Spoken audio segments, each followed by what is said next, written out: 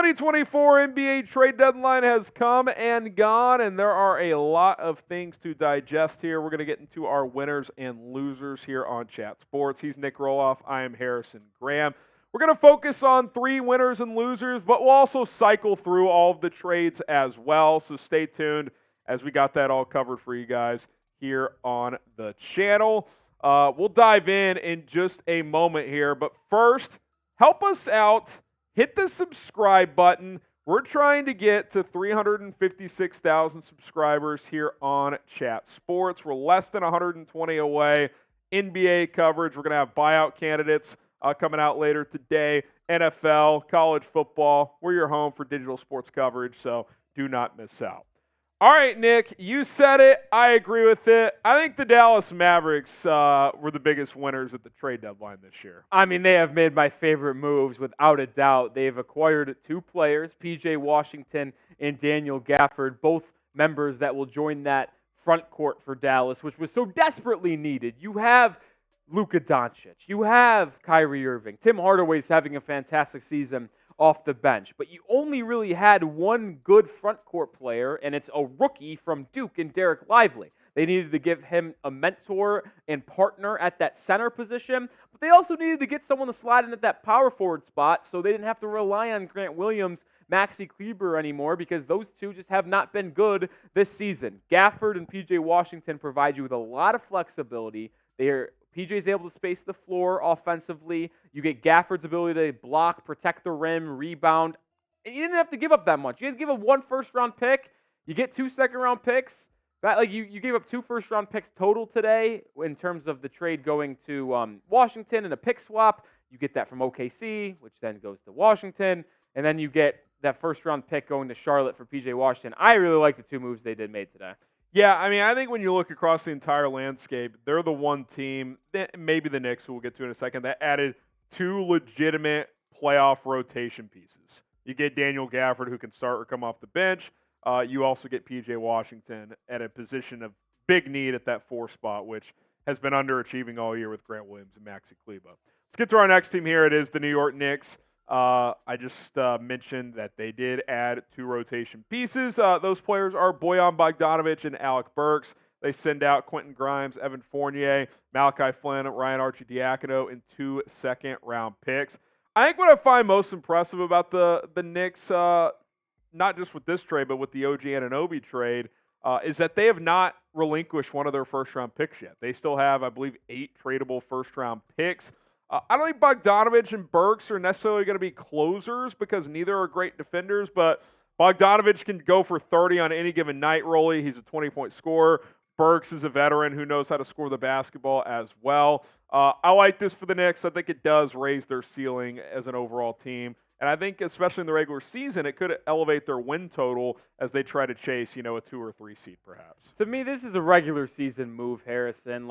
Sure, does it help you in theory with your depth scoring? Yes, it does. They get a 20-point per game scorer in Bojan Bogdanovic, especially with the question marks surrounding OG Anunoby's injury. This provides them with a lot more depth and some backup plans, if you will. Alec Burks has had a pretty solid season for Detroit as well, shooting the rock from beyond the arc. So I like those 2 moves. To me, though, when you think about the ceiling of this Knicks team, I don't really know if anything changes. I still view them as at the tippy top, a team in the Eastern Conference Finals, but they lose to Boston, Milwaukee, or Cleveland. I don't know if they're going to beat any of those teams in the postseason more than once, I should say. Their closing lineup is still going to remain the same. It's still going to be choose your center, Julius Randle, OG, DiVincenzo, and Brunson when fully healthy. That 5 getting you a championship? I don't think it is. But I do like the move in general. I think for what they needed, they got what they did. Let's talk about the Oklahoma City Thunder, Nick. They made a move early on, but I think it's one that helps a lot. They had Gordon Hayward, who had been rumored as a potential buyout candidate. They wanted to get their hands on him and not have to compete in the buyout market. They trade Trey Mann, Davis Bertans, Vasily Micic, and 2 second-round picks.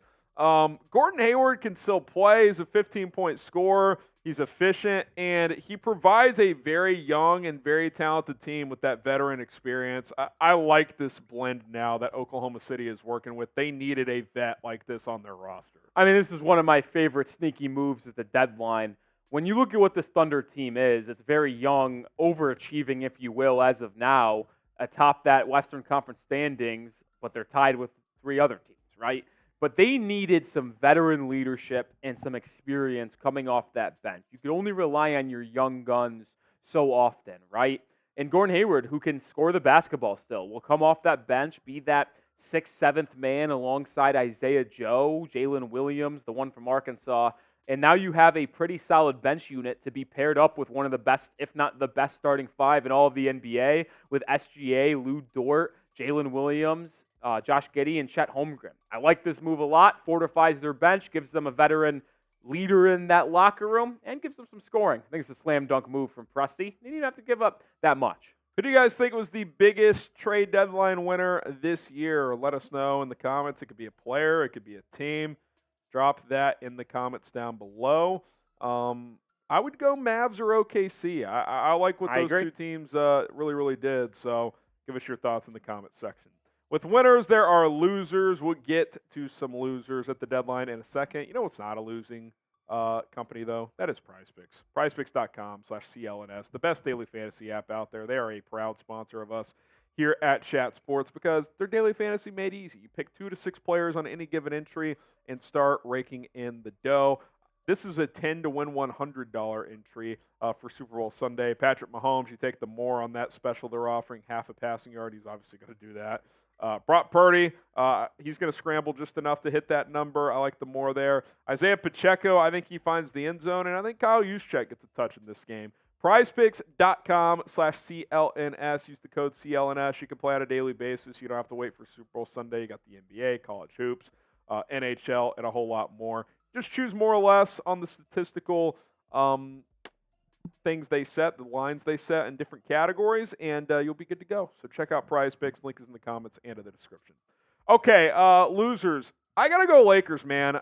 You know, I think they still have, if they can just get it together a little bit, a team that can make some noise in the playoffs, Rolly, but this doesn't feel like a title team to me. And like, I get that, you know, you can't force a trade, but like, LeBron is only playing so much longer. It's like, I'm surprised we didn't see some movement here. Now, I think they'll be active on the buyout market. There's already a rumor that they're gonna make a run at Spencer Dinwiddie. Cool, like he helps, but I don't know, man. I think if you're the Lakers, like you should have swung a little bigger than you did here. Like you're banking on some role players to just kind of turn around their seasons, and I don't know if they can close that gap with the Nuggets, and quite frankly, even their crosstown rival, the Clippers. Like, I like the Clippers better right now, Rolly. I don't like the Lakers standing pat here. Yeah, no, they're really banking on Jared Vanderbilt and Gabe Vincent returning from injury and providing them with the spark, and I just don't know if I see it. This is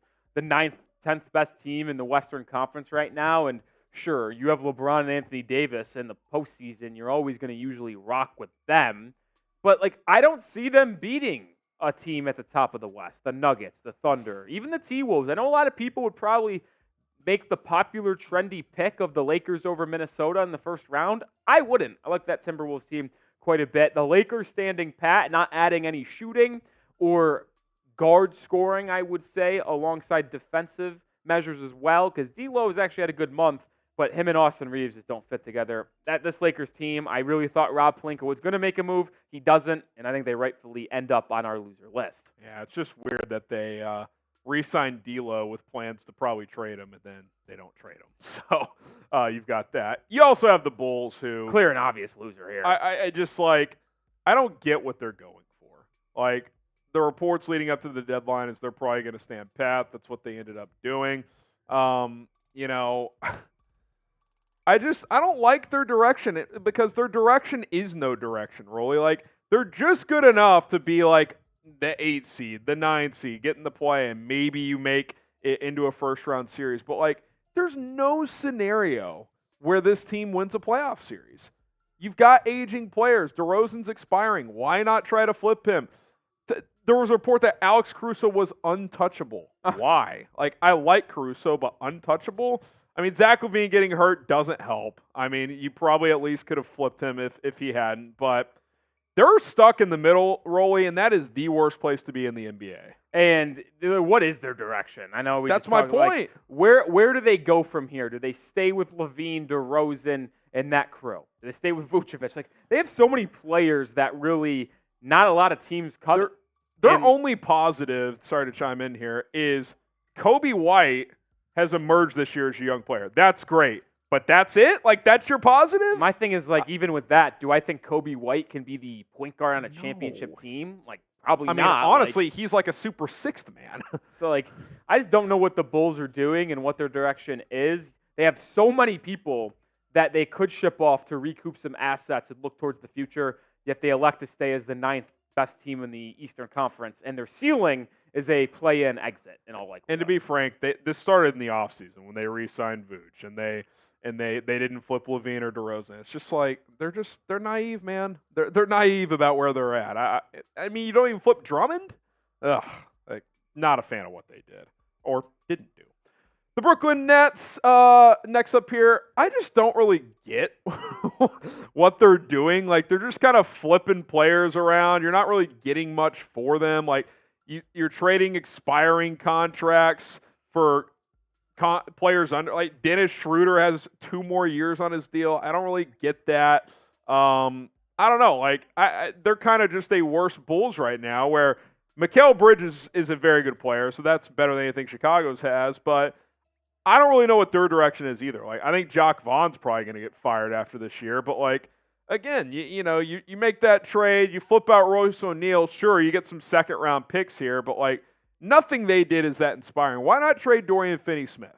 Why not flirt Nick Claxton out there? Like, they hold on to Day'Ron Sharpe as well. Dennis Smith Jr. was originally put into this deal with the first one, I should say, going to Toronto. He ended up staying in Brooklyn, not being dealt whatsoever. Just the Nets are a bad team, too. They're just like the Bulls. At least the Nets do have a kind of clear direction. They still have a boatload of picks to be paired up with Nick Claxton, Dorian Finney-Smith, Mikal Bridges. Just why not get more is my point. You're not winning this year. Yeah, I know. And it's like really, like, what is the plan in Brooklyn? Like, are they going to truly build behind Mikal Bridges and Cam Johnson? Like, is that their goal? Schroeder's going to be their point guard, at least under contract going into next season. He's got 1 more year after this one.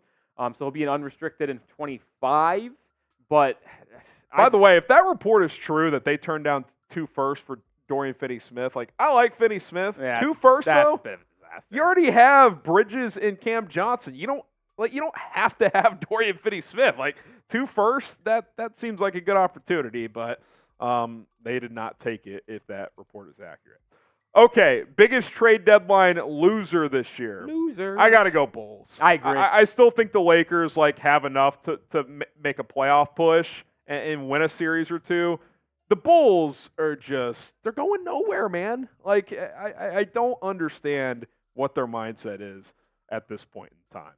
All right, let's sprint through some of the trades, especially the ones we didn't hit already in this video. Toronto landed Kelly Olynyk and Ochai Agbaji for Kira Lewis Jr., Otto Porter Jr., and a first-round pick. This one was a little confusing at first, but then as the day went on, Rolly, it kind of became clear Toronto wanted to land some expiring contracts. Yeah, they just want to create more cap flexibility for the 2024 NBA offseason. Listen, they've got 2 guys they traded away before the deadline in OG Anunoby and Pascal Siakam. Both of them are free agents. I know it's a long shot. A little speculation here. Could we see a reunion potentially with that opened up cap space? Be interesting.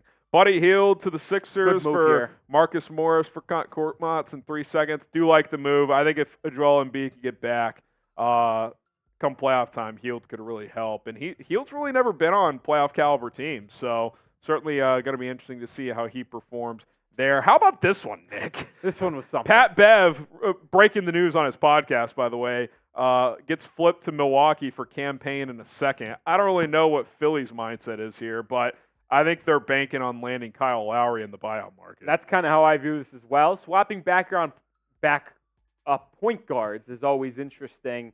Philadelphia's perspective, they go a little bit more offensive here with campaign. I think Beverly's a better player, but Campaign does give you more of an offensive jolt than Beverly does, but you also lose some defense. I'm a big fan of Campaign. You pick up him and a second-round pick. It just was a little bit of a head-scratcher. I do think come playoff time, that's advantage Milwaukee. Yeah, I would agree with that. Pacers get Doug McDermott back. He's been there before. Spurs get a couple of seconds in Marcus Morris. Side note, Marcus Morris is expected to get bought out.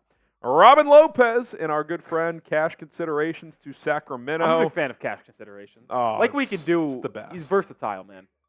Salary savings for Milwaukee, so good for them. Jaden Springer and, for a second to Philadelphia. Nothing to really analyze here or here. Delano Banton for a second as well. Corey Joseph to the Pacers. They get a depth backup point guard. We'll see if he's in their rotation. This was a classic, I think,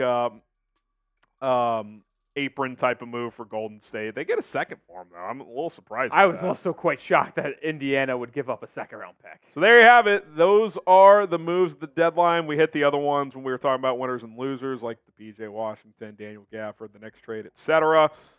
He's Nick Rohloff. I'm Harrison Graham. Hit that subscribe button. We're trying to get to 356,000 subscribers. For more NBA and NFL coverage, we are the channel for you.